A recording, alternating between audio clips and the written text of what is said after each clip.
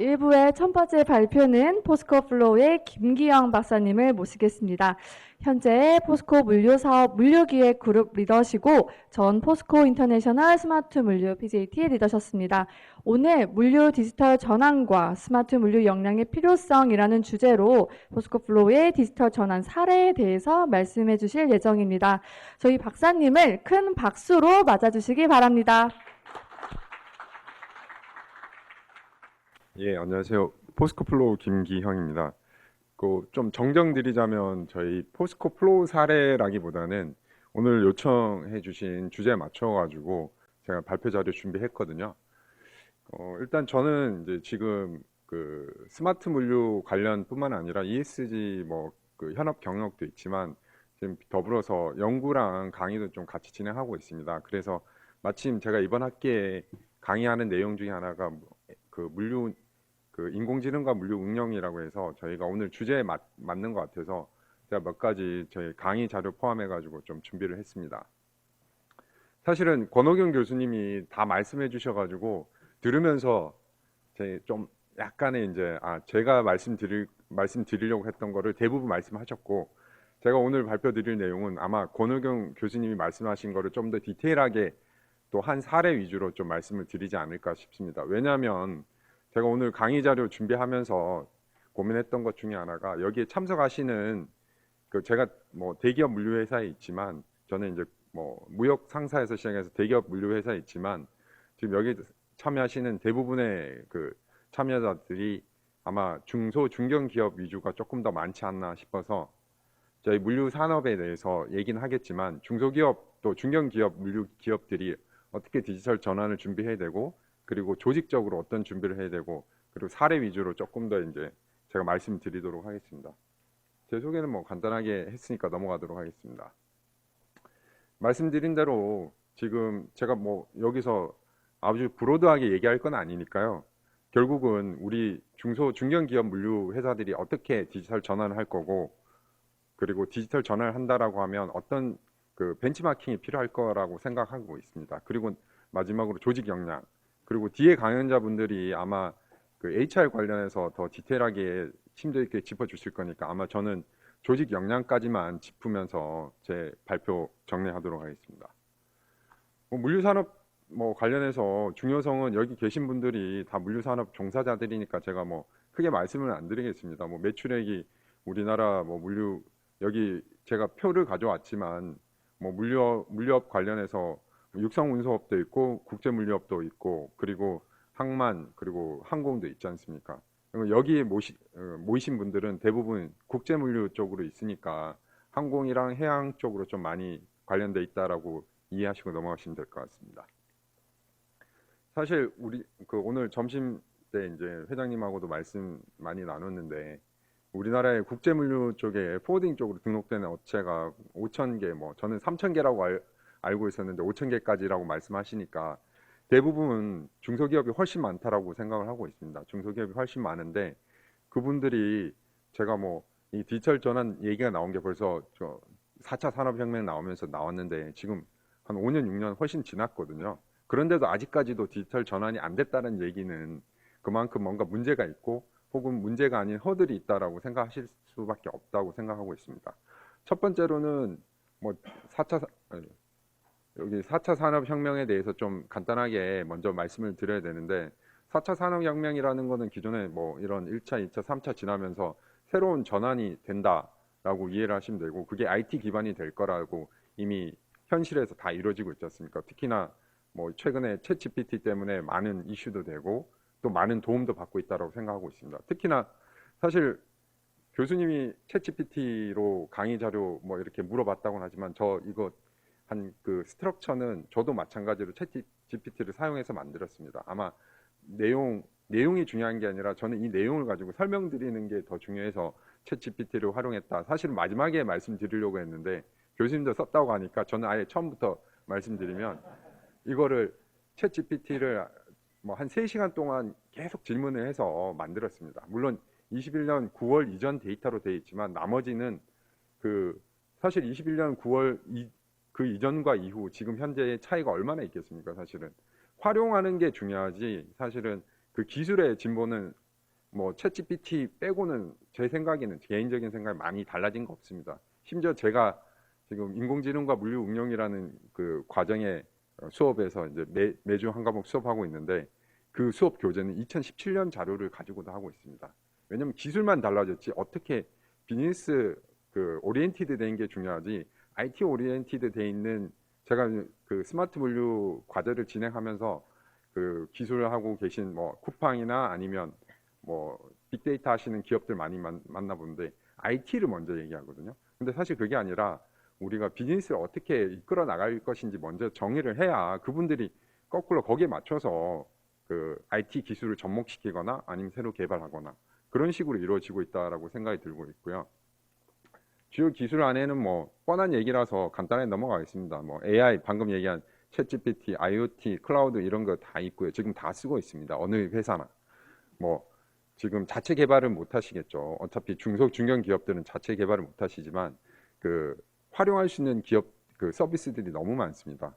그 대기업들은 제가 오늘 발표 내는 대기업들은 그냥 좀 그 고려를 안 하고 발표 자료를 만들었다 생각하시면 될 것 같고요. 다만 사례는 뭐 대기업 사례를 가져오긴 어떻게 대기업들이 하고 있는지는 알아야 되니까 뭐 다 알고 계신 부분도 있고 그래서 디지털 전환이 급격하게 전환되고 있는데 결국 우리 중소기업들, 중견기업, 물류기업들이 어떻게 활용할지에 대해서 고민을 해야 된다라는 말씀을 드리고 싶고요. 그 중요성은 그 우리가 어떤 서비스를 제공하는 게 중요한 게 아니라 고객이 어떤 서비스를 원하는지를 먼저 수요 측면에서 고려를 해야 됩니다. 근데 그 대기업 아까 말씀드린 뭐 삼성, SDS, 첼로 뭐 이런 거 있지 않습니까? 대기업들은 다 그런 서비스를 제공하는데 똑같은 포워딩 서비스를 받는 고객 입장에서 중소기업, 중견기업은 그런 서비스를 제공 못한다라고 하면 고객 입장에서는 그 회사를 선택하지 않을 가능성이 이제 점점 커지고 있습니다. 다만 그 뒤에도 좀 제가 설명드리려고 했는데 중소 중견 물류 기업을 선택하는 이유는 분명히 있습니다. 오프라인에 있는 기존 관행들 그리고 대기업이 대기업 물류 회사가 제공하지 못하는 그런 스킨십과 그리고 그 어떤 의미에서 니치 마켓 같은 그런 수요를 우리 중소 중견 물류 기업들이 맞춰주고 있다라고 볼 수 있거든요. 그래서 IT는 아니지만 뭐 그런 유연한 대응이 결국은 IT로 앞으로 만들어져야 됩니다. 그런 부분들이 있고 이런 부분들을 경쟁력 강화 제가 뭐 더 뭐 이게 뻔한 선언적인 내용들이기 때문에 뭐 더 이상 깊이는 설명 안 드리도록 하겠습니다. 뒤에서 추가로 설명드리겠습니다. 아까 말씀드린 대로 그 물류 기업들이 많이 늘고 있는데 제가 자료 준비하면서 가장 고민했던 것 중에 하나가 유통 물류랑 우리 국제 물류랑 어떻게 설명을 드릴까라고 했는데 제가 좀 전에 말씀드린 대로 유통 물류를 간단하게 짚고 넘어가려고 하는 이유 자체가 지금 제가 근무하면서도 최근에 일하면서도 많이 느꼈지만 유통 물류 때문에 고객들의 눈높이가 되게 많이 올라갔습니다. 왜냐하면 B2B 물류는 국제 물류를 하는 포워딩 업체들 같은 경우 그 B2B 물류지 않습니까? 근데 B2C에 있는 고객들이 생활 물류를 통해서 쿠팡이든 심지어 아마존에서 이제는 직구가 바로 되지 않습니까? 아마존에서 그 한 10불 전후에 내면 통관비까지 감안해서 다 저희 집 앞까지 국제 배송이 들어오고 있습니다. 또 최근에 알리익스프레스 이런 쪽으로 그만큼 고객의 눈높이가 올라갔기 때문에 이런 우리 중소 중견 물류 기업들이 준비를 많이 해야 된다라는 필요성에 대해서 다시 한번 강조드리고요. 그러면 중소 물류 기업들이 어떤 대기업들 외에 중소 기업들이 어떤 역할을 하고 있는지에 대해서 한번 되짚어 보면 그 뭐 저희가 서울에서 지금 이 행사를 하고 있지만 가장 가까이 있는 인천 지역에 많은 포워딩 업체들, 국제 물류 포워딩 혹은 배송 대행 업체들 포함해서 많은 포워딩 업체들이 그 위치하고 있고요. 그 다음에 부산도 좀 많이 있고 그리고 지역별로 생각보다 제가 좀 다른 협회에서 좀 만났던 어떤 물류 기업 같은 포워딩 회사 같은 경우는 강원도에도 있더라고요. 저는 생각 못했는데 강원도에도 동해를 통해서 저 러시아나 이쪽으로 그 무역 거래하는 중소 중견 물류 기업들이 많이 있습니다. 그래서 지역 내에서 물류 네트워크를 유지하는 그런 장점이 있습니다. 그리고 그 밑에 있지만 지역에서도 고용 창출을 분명히 하고 있고요. 그리고 지역에 있는 만큼 혹은 고객사별로 중소중견 기업들의 장점인 고객 맞춤형 서비스를 제공하고 있고요. 그리고 대기업이 하지 않는 사실 대기업이 할 수 없다라기보다는 하지 못하는 그런 경쟁력을 차별화를 확보를 하고 있다고 생각을 하고 있습니다. 그래서 우리 국제물류협회 내에서 그 좀 중견기업까지 성장하는 그런 기업들도 많이 나오고 있고요. 중소기업, 물류기업이 어떻게 그 디지털 전환이 어려운 이유가 결국은 자금 부족이거든요. 여기서 뭐 뻔한 얘기지만 그 인적 투자는 사실은 뭐 임금 차이도 대기업이랑 차이 나고 그러다 보니까 개발자든 아니면 비즈니스 전문가든 채용하기가 좀 어려운 부분이 있습니다. 다행히 이제 국제물류협회에서 그 취업 아카데미 이런 과정을 통해 가지고 대졸자들을 재교육시켜서 이제 중소 중견기업에 계속 공급하는 역할을 하고 있고요. 뭐 물론 그 여기 국제물류협회뿐만 아니라 통합물류협회도 비슷한 역할을 하고 있지만 일단 중점적으로 보면 중소기업 혹은 중견기업 물류기업에는 이런 역할들이 많이 제공되는 장점이 있습니다. 이 협회에서 역할이 되게 중요하고요. 그다음에 기술 역량 부족은 아마 1번이랑 2번 그리고 뭐 그 인적 역량 확보 다 연결돼 있다고 볼 수 있습니다. 돈이 없으니까 혹은 그 어떤 의미에서 좀 지원을 받는 게 제한돼 있다라는 그 한계 때문에 투자도 안 되고 인력 확보도 어렵고 그러다 보니까 좀 악순환이 되는 그런 한계가 분명히 있습니다. 다만 이제 중소 중견 물류 기업들의 장점 중에 하나가 오너가 사실은 그 모든 걸 A에서부터 Z까지 다 하는 그런 케이스가 되게 많거든요. 그만큼 오너의 역량에 따라서 그런 장점을 일으켜 가지고 우리 물류 산업에 기여를 하고 있는 그런 부분이 분명히 있고요. 그 다음에 제가 이제 대기업에 근무하면서 제 그 경험으로 말씀드리면 4번이 또 되게 중요한데 아마 제가 마지막에 한 번 더 언급드리겠지만 4번이 되게 중요한 부분이 있습니다. 왜냐하면 우리나라 대기업들이 되게 허들이 높습니다. 왜냐하면 보안이나 정보 그리고 블록체인이 아직 상용화는 덜 돼 있지만 뭐 실패도 많이 하고 하지만 결국은 그 우리가 그 전자문서를 만들었을 때 그 중견기업과 혹은 중소기업과 소통을 했을 때 이 정보가 제대로 보안이 되는지 왜냐하면 저희 회사에서 우리 파트너사들한테 데이터나 혹은 이메일을 보낼 때 전부 다 결제를 받아야 되거든요. 근데 중견기업들 같은 경우에 소통을 많이 합니다. 저희도 파트너사들이 있기 때문에. 근데 그분들이랑 할 때 그 카톡으로 많이 하더라고요. 저희는 안 되거든요. 대기업들은 그런 그 보안 장벽 때문에 이 소통이 어려운 단점이 있습니다.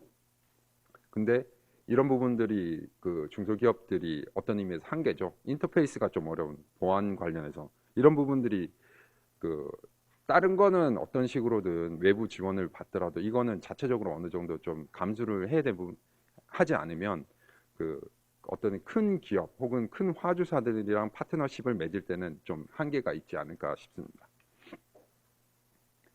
요거는 이제 많이 나온 얘기인데 그 제가 물류신문에서 그 기사가에서 좀 가져왔는데 디지털 포워딩이 왜 안 되는지 좀 많이 나와 있습니다. 근데 이제 결론은 또 제가 대기업에 근무하지만 대기업이 좀 이자 물류를 많이 하면서 약간의 이제 그 대기업의 그런 장점이 반대로 얘기하면 중소기업들한테 허들로 작용한다라는 그런 내용이 많습니다. 또 외국계 기업 같은 경우에는 한국계 글로벌 포워딩사에 노미를 하면서 또 우리 국내 중소 물류 기업이 들어가는데 또 제약 사항으로 좀 많이 겪으실 거라고 저는 생각을 하고 있습니다. 사실 사례도 많이 좀 전에 듣기도 하고 실제로 그 뭐 글로벌 포워딩사에 근무하시는 뭐 임원분들이랑 얘기해도 그냥 영업을 많이 안 하시더라고요. 그 이유가 그 외국계 그 화주사들이 그 노미를 해서 한국계 포워딩사에 노미를 해가지고 진행한다고 하더라고요. 그러면 반대로 얘기하면 우리 중소 중견 물류 기업들이 그게 바로 허들이 돼버리는 경우가 있습니다. 대기업 같은 경우에는 이자 물류를 하기 때문에 그 풀에 들어가기 어렵기 때문에 어떤 의미에서 그 밑에 다단계 형식으로 그 먹이사슬 안에 그 밑으로 들어갈 수밖에 없는 그런 단점이 있습니다. 그러다 보니까 뭐 어떤 의미에서 그 마진이 좀 줄어들고 그 마진이 줄어드는 만큼 투자 재력이 제약상으로 다가오는 경우가 많습니다. 뭐 디지털 기술 적용 현황이라고 해서 제가 쭉 살펴보니까 뭐 많이 있습니다. 우버 프레이트도 있고 뭐 DHL, UPS 뭐 이렇게 많이 있지 않습니까? 근데 뭐 이런 대기업들이랑 외국계 대기업들, 외국계 뭐 물류기업 혹은 유통기업이 이제는 물류까지 다 하고 있지 않습니까?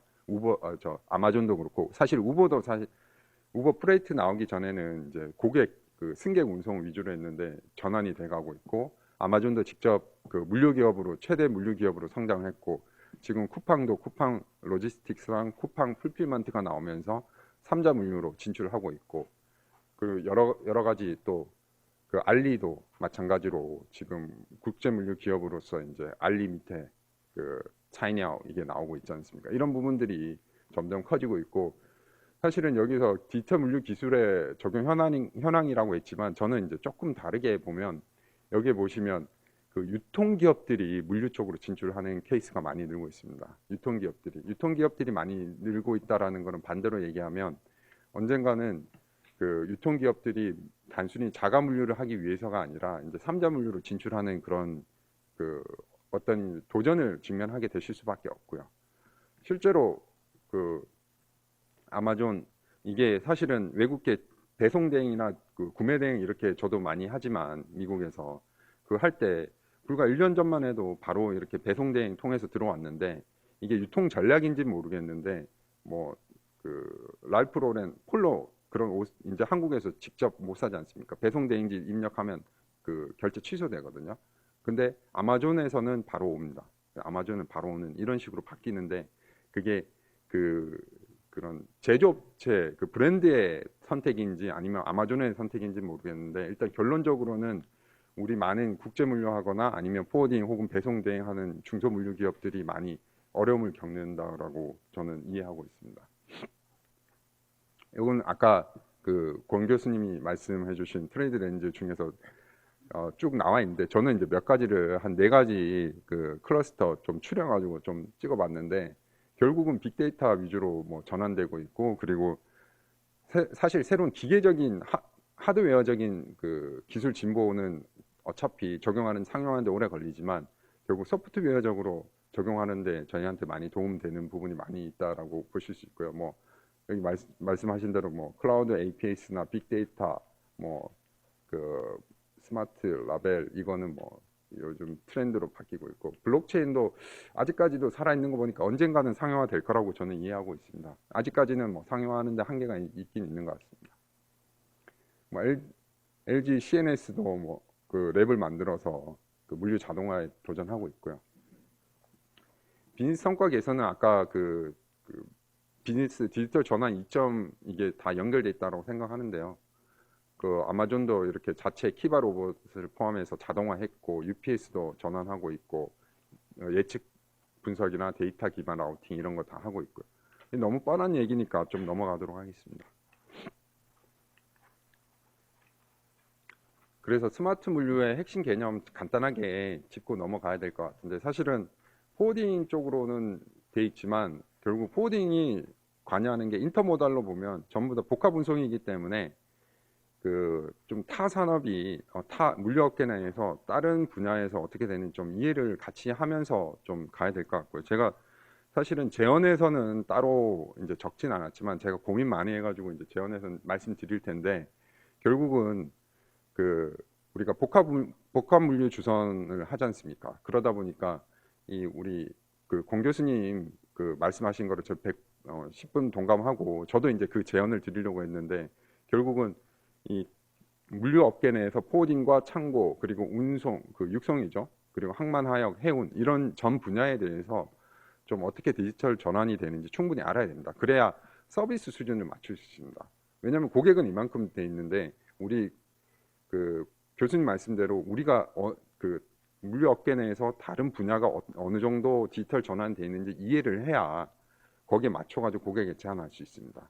실제로 저는 이제 교수님과 같은 생각하고 있었지만 저는 이제 준비했던 게 얼라이언스 말고 뭐 컨소시엄이냐 아니면 파트너십이냐 이런 고민을 하고 있었는데 뭐 말씀하신 대로 같은 맥락으로 봤을 때는 결국은 표준화돼 있는 그 물류 서비스 품질을 일단 표준화 시켜야 되고 데이터를 표준화 시켜야 되고 그리고 그걸 제한할 수 있도록 어떤 의미에서 다 갖출 수 없습니다. 대기업처럼 디지털 전환을 뭐 주도적으로 할 수도 없고 인프라 투자도 할 수 없기 때문에 이 수준을 맞출 수 있는 제가 처음에 말씀드린 대로 비즈니스 오리엔티드 돼 있는 그런 역할을 하셔야 되고 그러기 위해서는 디지털 전환에 대해서 좀 더 그 고민을 하셔야 됩니다. 제가 이제 가져온 이 데이터들이 뭐 다는 아닙니다. 다는 아닌데 항만 하역 그리고 해운 이런 선박 솔루션 정도 그 제안을 할 때 AIS 정보 뭐 지금도 사실은 특정 저희 파트너사 중에서는 그 선박 동정을 달라고 하면 이메일로 주거든요. 근데 그걸 굳이 이메일로 줘야 되냐? 그럼 저희도 열어야 되는 똑같은 수고로움이 발생하거든요. 근데 AIS 정보를 가지고 아까 사례로 주신 뭐 밸류 링크유나 뭐 다른 데서 그런 거를 여러분들 중소중견기업들 홈페이지 하나에 사스 서비스 형식으로 그 구독료 형식이죠. 그런 쪽으로 좀 그 인풋 시키면 고객 입장에서 거기 와서 직접 볼 수도 있는 거고 실제로 그런 서비스들을 많이 제공하고 있기 때문에 전부 다 투자를 할 수 없습니다. 그리고 투자하기도 어렵고 이런 부분들을 미리 좀 이해를 하셔야 되지 않을까 싶습니다. 뭐 포딩이라고 해서 현지에서도 제가 중국 근무한 지도 꽤 됐지만 그래도 한 4년 정도 근무하다 왔지만 이미 제가 2016년 말에 들어왔는데요. 그 전에 중국에서는 우리가 생각하는 중간 과도기 단계를 건너뛰어서 신전에서는 이 플랫폼 기업들이 많이 등장해가지고 실제로 많이 위챗으로 이미 쓰고 있었습니다. 거의 10년 전에. 근데 이제 우리 뭐 이렇게 소비자들이 쓰는 거는 저는 이제 좀 많이 늦었다라고 생각하는 게 우리의 전통적인 그 아날로그적인 그 업무 관행을 타파를 못했기 때문에 어떤 의미에서 좀 많이 늦은 감이 있습니다. 저는 이제 여기에서 정부 지원 파트너십 금융기관 했는데 제가 고민하면서 이제 좀 하나 더 말씀드리고 싶은 게 그 한마디로 하면 그 자산형 물류 기업이라고 흔히 속칭하는 대기업이나 외국계 기업들 그 머스크가 이제 그 종합 물류 기업으로 진출하고 있죠. 뭐 CMA 그쪽도 지금 세바 로지스틱스 인수해가지고 종합 물류 기업 진출하고 있죠. 이거 결국 못 따라갑니다. 그 중소중견 기업들은.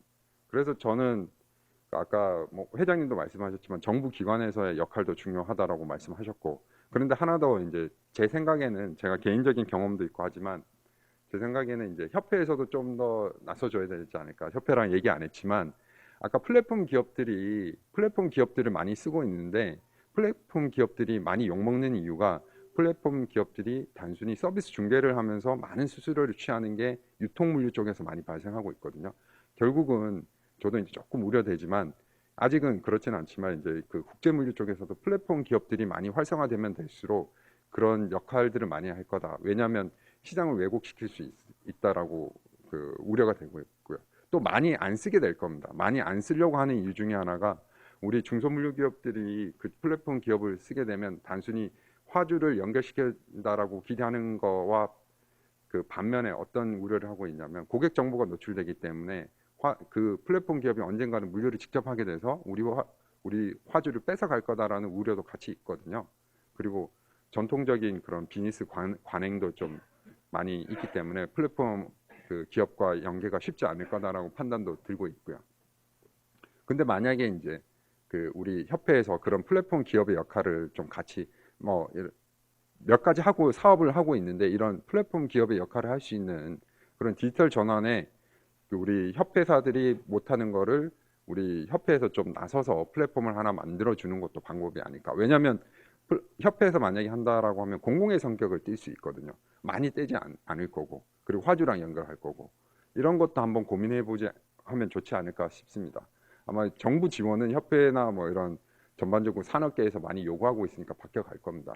그리고 뭐 일부 대기업, 뭐 제가 다니는 회사를 포함해서 일부 대기업에서도 사실은 그 파트너십에 대해서 고민 많이 하고 있습니다. 저는 이제 개인적으로 공급망 리더십에 대해서 논문을 쓰긴 했는데 대기업이 결국은 최근에 이제 글로벌 트렌드가 바뀌어서 각 물류 기업 간의 경쟁이 아니라 결국 공급망 간의 경쟁으로 바뀌었습니다. 공급망 간의 경쟁으로 바뀌었다라는 건 뭐냐면 대기업이 혼자 그 수익을 독점하는 게 아니라 그 속에 공급망 안에 포함되어 있는 그 하위단에 있는 중소 중견 물류 기업들과 함께 공급망의 강권화를 추진해야 공급망 간의 경쟁을 통해서 그 이길 수 있는 거지. 이제는 예를 들어서 포스코는 현대제철을 경쟁하는 게 아니라 중국 그 보무강철이랑 경쟁하고 니폰 스틸이랑 경쟁하고 이런 거지. 지금은 국내 간의 경쟁이 아니라고 보시면 될 것 같아요. 인적 교육이나 이런 부분들은 다음 그 강의에서 진행하는 걸로 알고 넘어가겠습니다. 요것도 좀 넘어가고요. 조직적 변화는 뭐 하나만 얘기하고 넘어가면 우리 중소 중견 기업들 제가 앞서 말씀드린 대로 오너의 스폰서십이 되게 중요합니다. 그 의사결정 빠르게 해주셔야 되고 직원들 교육시켜야 되고 아까 말씀드린 대로 인프라 투자 이런 거를 하라는 게 아니라 직원들이 IT에 대해서 충분히 그 어떤 의미에서 이해하고 할 수 있도록 교육을 보내야 된다. 교육을 투자라고 생각해야지 인프라 투자만 투자가 아니라 직원들의 그 어떤 의미에서 다양한 뎁스 있는 특히나 제가 알고 있기로는 지금 국내 대학원 이런 쪽도 다양하게 주말 과정도 오픈돼 있고 그리고 국가 장학금을 받으면서 할 수 있는 그런 과정들이 많이 돼 있습니다. 제가 강의하는데도 그 단국대에서도 그런 과정으로 되어 있고요.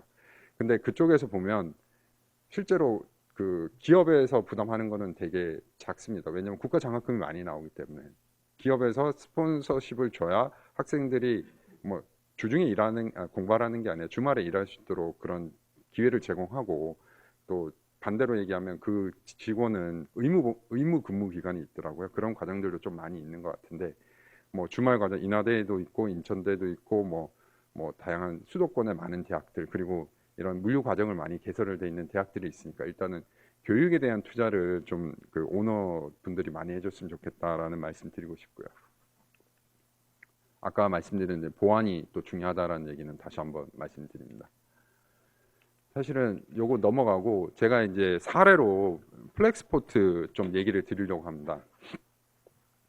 말씀드린 대로 이제 그 디지털 플랫폼 기업과 다르게 플렉스포트 같은 경우에는 비자산형의 디지털 통합 물류 기업이라고 보실 수 있습니다. 여기 플랫폼 기업이 아닙니다. 플랫폼 기업이 아니라 다양한 기업들과 온라인 해가지고 하나의 통합되어 있는 물류 서비스를 제공하는 기업이고요. 실제로 2022년에 그 기업 공개일 때 시리즈 E 투자할 때 투자 받을 때 기업 가치 80억 달러 기업 가치 인정 받았습니다. 받고 투자를 받았는데 여기에서 이 기업이 뭐가 다르냐면 아까 말씀드린 대로 단순히 디지털 전환이 아니라 그 프로세스를 표준화시키고 데이터 표준화, 프로세스를 표준화시킨 뒤에 서비스의 균질화를 이뤄냈습니다. 밑에 그 같이 일하는 그 통합 물류 서비스를 제공하는 파트너십들을 맺은 기업들이 일정 수준의 균질화되어 있는 서비스를 이룰 수 있도록 디지털 플랫폼을 만들었습니다. 여기서 플랫폼은 중개 플랫폼이 아닌 통합 서비스를 제공하는 플랫폼을 만들어서 제공하였습니다. 저는 이제 빨리 끝내려고 했는데 10분이 아니라 더 빨리 끝내도록 했습니다. 여기 좀 제가 이제 저 유튜브에 보면 검색 가능하고요. 여기 이 기업이 쇼피파이라고 그 쇼피파이한테 투자 받았거든요. 그 플렉스포트 얘기하면서 쇼피파이를 얘기 안 드릴 수 없는 이유가 이 통합 서비스를 비자산형의 디지털 통합 물류 서비스 제공하면서 쇼피파이한테 왜 투자를 받았냐 하면 이 그 글로벌 공급망 안에서 균질화되어 있는 서비스 제공한다라고 말씀드렸고 그 다음에 로컬에서는 딜리버라는 업체를 또 쇼피파이가 투자를 했습니다. 그래서 전체적으로 통합 물류 그 글로벌 공급망을 하나 만들었습니다. 근데 왜 만들었냐 하면 앞서 말씀드린 대로 쇼피파이는 아마존과 경쟁하는 대상이었거든요. 아마존은 쿠팡의 이제 벤치마킹 모델이었는데 인프라를 계속 투자해서 자체 인프라로 그 어떤 의미에서 하나의 공룡이 되어 있는 상태고 후발주자인 쇼피파이는 처음에 인프라로 투자하려고 하다가 막대한 자금력으로 이제 더 이상 감당이 안 되니까 디지털 전환 그 비자산형의 디지털 전환하면서 그 균질되어 있는 물류 서비스를 확보하기 위해서 그 플렉스포트 그 국제 물류 쪽에 플렉스포트 투자하고 그 다음에 로컬에 딜리버에 투자하는 식으로 해서 공급망 하나를 구축을 했습니다. 그 물론 이제 그 지분을 투자한 거지 뭐 자회사화 시킨 건 아니고요. 딜리버는 쇼피파이가 인수하긴 했는데 플렉스포트는 지분 투자를 하면서 하나의 공급망 안에서 한 축을 담당하도록 역할을 주어진 것뿐입니다. 근데 이런 역할들이 뭐 이런 회사가 되라는 게 아니라 이런 비자산형 통합 물류 서비스를 제공하는 게 어떤 의미에서 우리 그 중소 물류 기업의 하나 지향점이 돼야 된다라고 말씀드립니다. 다시 말씀드리지만 이거는 중개하는 업체가 아니라 하나의 통합 물류 서비스를 제공하기 위해서 파트너십을 이뤄낸 업체라고 생각하시면 될 것 같고요. 그래서 지금 그 마지막으로 말씀드리면 그 플렉스포트가 디지털 물류 플랫폼이라고 했는데 이 디지털 통합 물류 서비스를 제공하기 위해서 이런 노력들을 했는데 이게 그 컨셉의 전환은 간단합니다. 기존 그 앞서 말씀드린 대로 그 포딩 회사들이 디지털 전환이 안 됐던 이유가 그 어떤 의미에서 관행적으로 일하는 아날로그 운영 방식을 탈피했다라고 볼 수 있고요. 그다음에 고객과 수요와 공급의 그런 정보 불일치를 좀 개선하려고 했었고요. 아까 말씀드린 대로 정보 제공도 있지만 서비스의 불일치도 분명히 발생했고요. 마지막으로 이 다단계 있지 않습니까? 방금 말씀드린 대기업의 제가 파트너십이라고 한 게 뭐냐면 플렉스포트가 이제 추진했던 것 중에 하나가 다단계로 이렇게 먹이 사슬에 내가 10% 떼고 주고 이런 게 아니라 하나의 파트너십으로 만들었기 때문에 그런 거를 인센티브를 확실하게 구축을 했기 때문에 그 파트너십 안으로 들어가게 됩니다. 그렇게 해가지고 하나의 온라인을 구축을 해가지고 제가 말씀드린 처음에 컨소시엄이든 아니면 온라인이든 이런 식으로 하나의 균질되어 있는 서비스를 제공하는 통합 물류 서비스를 제공하게 됩니다. 이런 부분들을 좀 어떤 의미에서 그 협회가 하나의 기회를 많이 만들어줬으면 좋겠습니다. 여기 계신 어떤 의미에서 오늘 참석하신 많은 뭐 온라인이든 오프라인 참석하신 분들이 다양한 분야에 있거든요. 제 생각에는 저도 이제 잘 모르지만 협회 멤버들 전부 다 모르지만 이런 디지털 그 물류 솔루션을 제공하는 기업도 국제물류협회에 좀 참여시켜서 하나의 컨소시엄을 만들 수 있는 많은 기회를 만들어주면 우리 협회의 성장뿐만 아니라 협회 회원사들의 성장까지도 계속 이뤄낼 수 있다라고 생각이 들고 있고요. 그 디지털 솔루션이 있는지 진짜 그거는 제가 나중에 따로 한번 질문 드려보겠습니다. 그리고 혁신과 투자는 아까 말씀드린 대로 돈을 투자하라는 건 아닙니다. 돈을 투자하는 게 아니라 그 오너의 스폰서십과 그리고 직원의 재교육 이런 부분들을 좀 많이 확보해야 됩니다. 왜냐하면 실제로 연봉 많이 주고 이미 그 검증돼 있거나 아니면 이미 자력을 갖춘 직원을 뽑으면 제일 좋지만 어렵지 않습니까? 그러니까 재교육하는데 그 대학의 교육 제도나 아니면 국가의 재교육 프로그램, 협회의 재교육 프로그램을 충분히 이용하면 이 부분은 될 수 있다라고 생각하고요.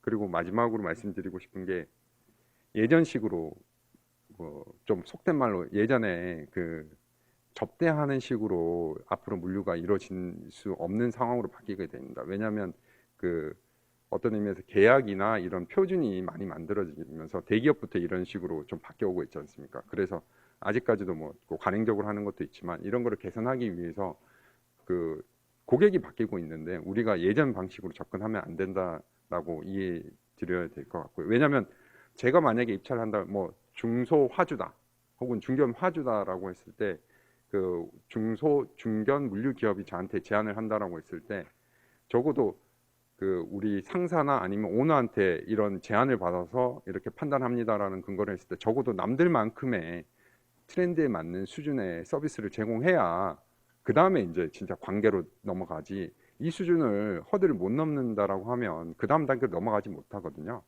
그래서 저는 오늘 뭐 취지인 그 교육 부분이 분명히 중요하고 그 교육에 대해서는 이제 다음 강연하신 분께 디테일한 것 넘기도록 하겠습니다. 아무튼 제가 준비한 발표는 여기까지 하겠습니다. 감사합니다. 네, 발표 감사합니다. 간단한 질의응답 시간 갖도록 하겠습니다. 혹시 질의사항 있으시면 말씀 부탁드립니다. 네, 없으시면 이것으로 저희 발표 마치도록 하겠습니다. 저희 김기영 박사님께 한 번 더 큰 박수 부탁드립니다.